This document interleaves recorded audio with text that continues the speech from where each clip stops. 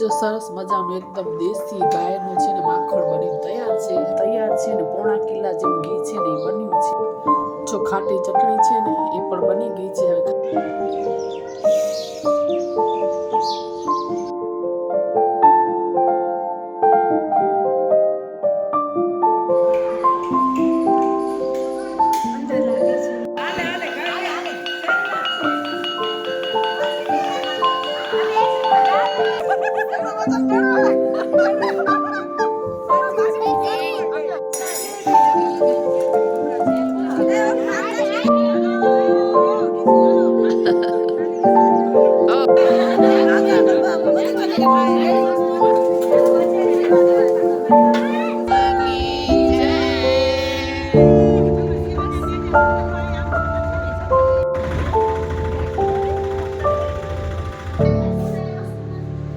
અમારી રિક્ષા આવી ગઈ છે।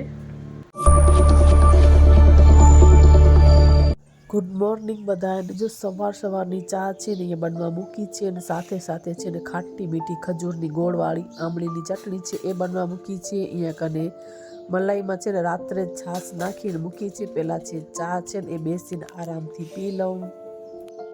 હેલો ફ્રેન્ડ, નમસ્તે, સ્વાગત કરું છું તમારું નવા વિડીયોમાં। આજનો જે ન્યૂ બ્લોગ છે એ સ્ટાર્ટ કરીએ। તો જો થોડા ઘણા કામ થઈ ગયા છે, થોડા ઘણા કરવાના છે। ચા નાસ્તો કરી લીધો છે અને સૌથી પહેલાં તો છે ને માખણમાંથી ઘી બનાવવાનું છે, એટલે મલાઈમાં છાશ નાખીને રાત્રે જ મૂકી દીધી છે। સૌથી પહેલાં તો માખણ બનાવી લઉં, પછી સાઈડમાં મૂકું ઘી અને આ ચટણી છે ને એ પણ ઉકળી ગઈ છે એટલે એને પણ બ્લેન્ડ કરવાની છે। એટલે પહેલાં માખણ બનાવી લઉં અને ઘી બનવા મૂકી દઉં, પછી છે ચટણી એ મિક્સરમાં છે ને બ્લેન્ડ કરી લઉં એટલે પછી બોટલ ભરીને રહી જાય। પછી બીજા કામ છે ને આ જો અહીંયા વાસણ અને બધું કરવાનું છે એ પછી બધું આગળના છે ને એ કામ કરીએ। તો બસ ચાલો હવે જે ઘરના કામ છે એ સ્ટાર્ટ કરીએ। સૌથી પહેલાં તો અહીંયા કને ઘી બનાવવાનું છે, એટલે મલાઈમાંથી જે માખણ બનાવવાનું છે ને તો માખણ બનાવી લઉં। જો સરસ મજાનું એકદમ દેશી ગાયનું છે ને માખણ બનીને તૈયાર છે। હવે આમાંથી છે ને બનશે ઘી અને થોડુંક છે ને તાજું માખણ છે ને ખાવા માટે કાઢી લીધું છે। મારા હસબન્ડને બહુ જ ભાવે છે એટલે એકદમ જો દેશી માખણ, અને આ છે ને ગાયનું માખણ છે એટલે ગાયનું જ ઘી ગાયનું દૂધ લઈએ છીએ ને એટલે જે ઉપર પછી મલાઈ વધે ને ફ્રીજમાં સ્ટોર કરીને એનું ઘી બનાવી દઉં। અને ઘી બને છે ને ત્યાં સુધી આ ચટણી છે ને એને બ્લેન્ડ કરી લઉં એટલે એની પણ બોટલ ભરી અને રખાઈ જાય। જો ખાટી ચટણી છે ને એ પણ બની ગઈ છે। હવે ખાલી છે ને બોટલમાં ભરવાની છે અને આ બાજુ ઘી છે ને એ પણ જો બને છે એટલે વચ્ચે વચ્ચે એને પણ આવી રીતના ચલાવું છું। અને આજે અમારી મહિલા મંડળ જે અમારી કોલોનીનું ગ્રુપ છે ને આખું અમે લોકો સાંજે જવાના છીએ પિકનિક માટે, એટલે બધે અલગ અલગ ડિવાઈડ કરી લીધું છે। એટલે અમુકને ખાટી ચટણી બનાવવાની છે, કોઈક મમરા વઘારશે, એવી રીતના બધાએ અલગ અલગ છે ને બધું બનાવવાનું છે। એટલે મને મારા દેરાણીને બનાવવાની છે ખાટી ચટણી, એટલે અમે લોકો જો અત્યારે જ બનાવી લીધું છે એટલે બોટલ ભરીને ફ્રીજમાં મૂકી દઈશ અને સાંજે 4 વાગે જવાનું છે।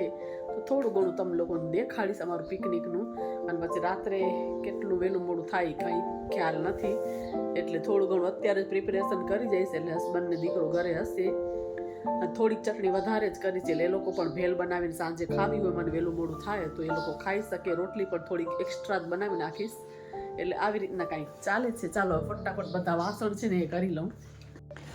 જો દેશી છે ને ગાયનું ઘી બનીને તૈયાર છે ને પોણા કિલા જેવું ઘી છે ને એ બન્યું છે, અને બસ ઠંડુ થઈ જાય ને પછી છે ને ડબ્બો બંધ કરશું। અને હવે છે ગીસોડી છે એને સુધારીશ બેસીને। આજ ગીસોડીનું શાક કરવાનું છે। આ દેશી ગોળ છે ને ભીલી પણ આવી ગઈ છે, એને સરખા ટુકડા કરીને પછી ડબ્બામાં ભરવાના છે। જમી કરીને બધું જ કામ છે ને કમ્પ્લીટ કરી લીધું છે। ત્યાં સુધી મારા દીકરાએ છે કપડાં પ્રેસ કરીને મૂક્યા હતા, આજે મને સમય જ નથી મળ્યો મૂકવાનો, તો બધા કપડાં છે એને બધા મૂકી દઉં કબાટમાં।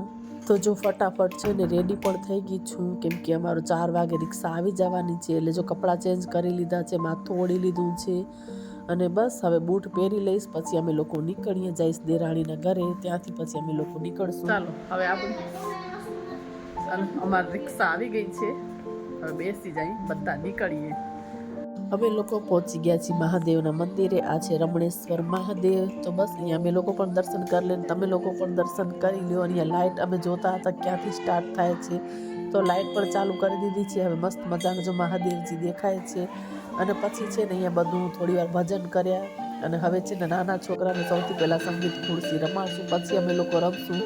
કેમ કે છોકરાઓને પહેલાં રમાડી દઈએ તો પછી એ લોકો શાંતિથી બેસે અને પછી અમે લોકો રમશું. અને મસ્ત મજાનું જો અહીંયા કાન મંદિર છે, જગ્યા બહુ જ સરસ છે. અને પછી અમે મોટા બધા છે ને સંગીત ખુરશી છે, બહુ બધા રમ્યા, બહુ જ મજા આવી, એકદમ એન્જોય કરી.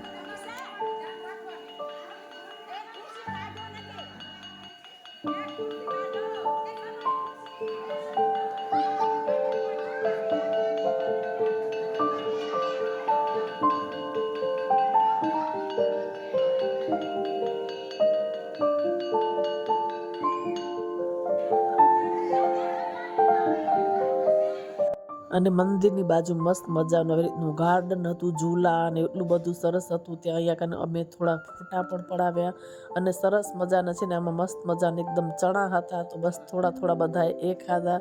ઘરે વસ્તુ પડી હોય તો આપણને ન ભાવે, પણ અહીંયા અમે બહુ જ બધા ચણા એવી રીતના બે ત્રણ બધા લઈ લઈ અને ખાધા અને બહુ જ મજા આવી ગઈ બધાને. અને પછી થોડી વાર છે ને અહીંયા કરે ઝૂલા અને એવું બધું હતું, તો બધા ફૂલ એન્જોય કરી, જેમ કે બાળપણ યાદ આવી જાય એવી રીતના બધા એન્જોય કરીને જો અહીંયા મસ્ત મજાના ચણા છે ને એ બધાએ થોડા થોડા કાઢી. છોકરાઓ અહીંયા રમે છે, પછી અમે લોકો પણ થોડી વાર આવી રીતના બચપન યાદ આવી જાય એવી રીતના મસ્ત મજાના બધા ઝૂલા ઝૂલ્યા. અને આવી રીતના કોને કોને નાનપણમાં બધું આ કરેલું છે કોમેન્ટ કરીને જરૂરથી જણાવજો. પછી જો મસ્ત મજાની અહીંયા બધી ભેલ છે એ બનાવે છે, ચણા ને એવું બધું ઘરેથી બાફી આવ્યા હતા. અને અહીંયા ડુંગળી ને ટમેટા ને બધું અહીંયા કટ કર્યું હતું. કેટલાની પ્લેટ હે?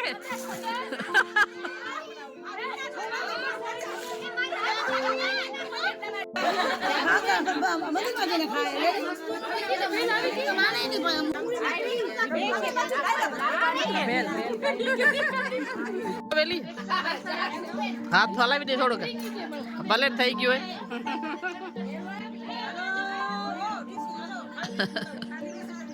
હોય. ખાલી દીશું.